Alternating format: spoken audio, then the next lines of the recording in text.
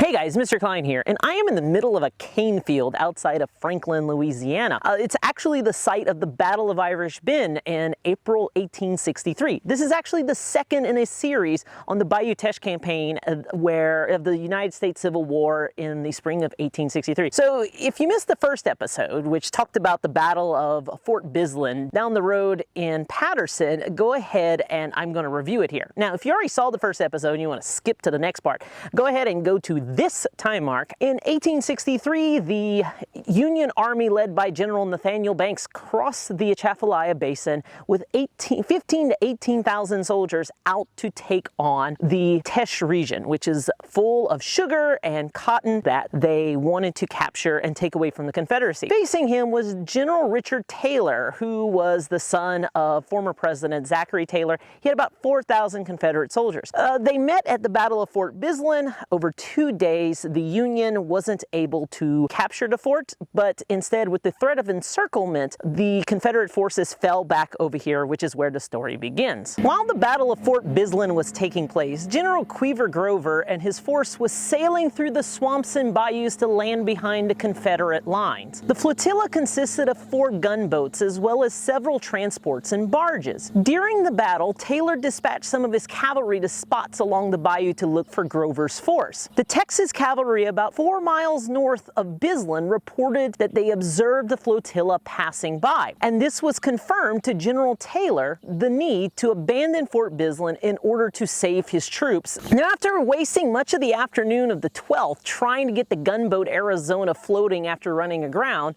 the boat was left behind and the flotilla continued upstream. So Grover's original plan was to land at Miller's Point near Oaklawn Plantation. So intelligence said that an oyster shell road ran from the landing to Bayou Teche, which meant that troops could move rather easily. Upon landing late that evening at that spot, however, scouting by the 1st Louisiana Volunteers reported that the road was in fact in terrible condition and flooded in parts.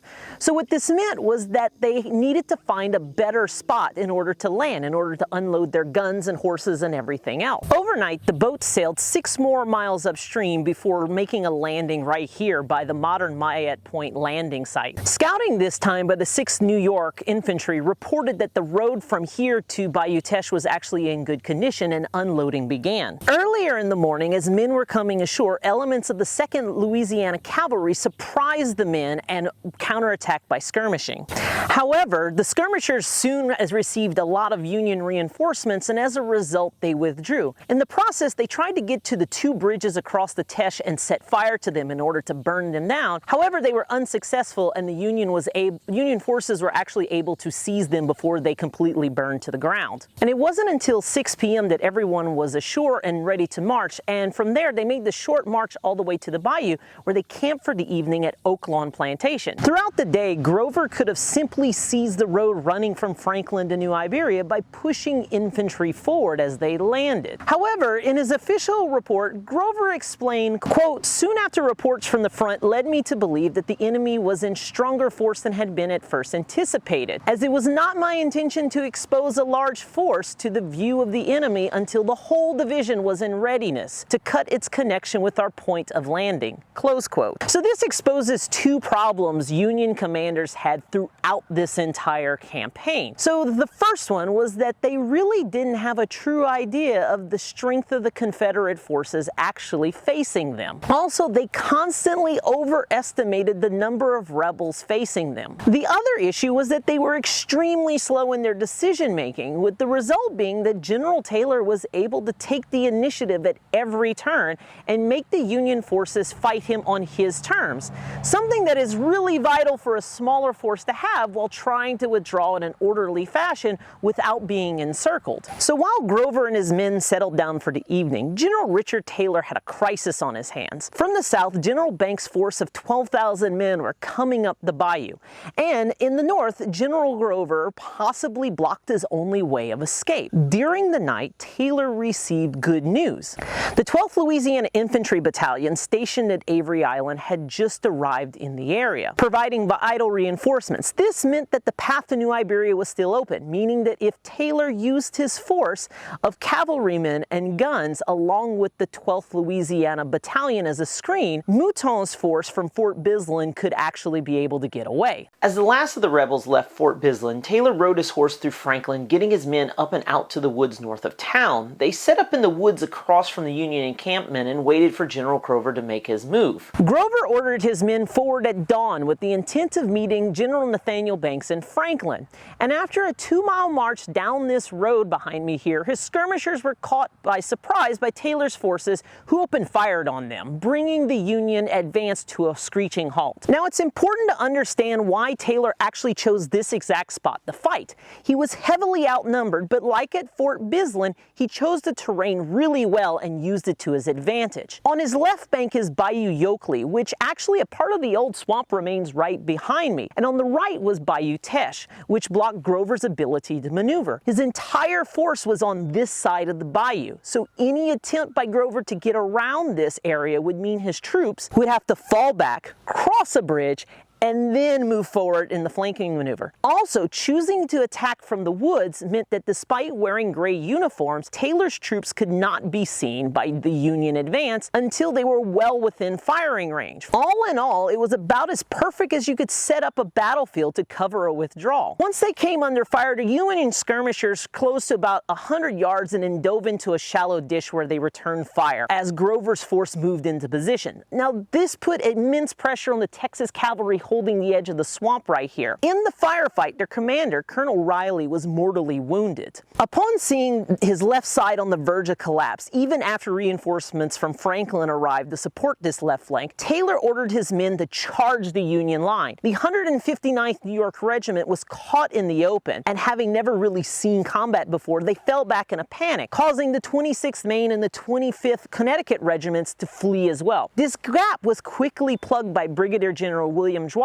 by bringing forward 4 regiments in a counterattack. So what this did was this caused Taylor's men to retreat back into the wood. In the ensuing chaos of this charge and retreat, about 70 rebels were captured by Union forces. Surprised by the charge, Grover allowed his panicked units to reform and then ordered a slow advance into the woods. So as this was occurring, the Diana suddenly arrived on the scene and opened fire. After withdrawing from Bisland the previous day, the crew of the Diana worked to get her back underway and sailed upstream to support Taylor. The sudden arrival of the gunboat changed Grover's thinking about the battle completely. In his after-action report, he stated, quote, "But the greater portion of the rebel force was massed opposite my right and in such a position as to render the cutting off their retreat impossible. Indications were strong at this time of an intention on Taylor's part to make an immediate attack upon my position. The gunboat Diana commenced moving up slowly. I prepared to receive rather than make an attack for the reasons that the advantages of position were very greatly against an attacking party, and also that from the enemy's position, in case of a successful attack, no considerable portion of his force could have been cut off." Close quote. In other words, Grover was convinced that he was facing a much larger force than he actually did,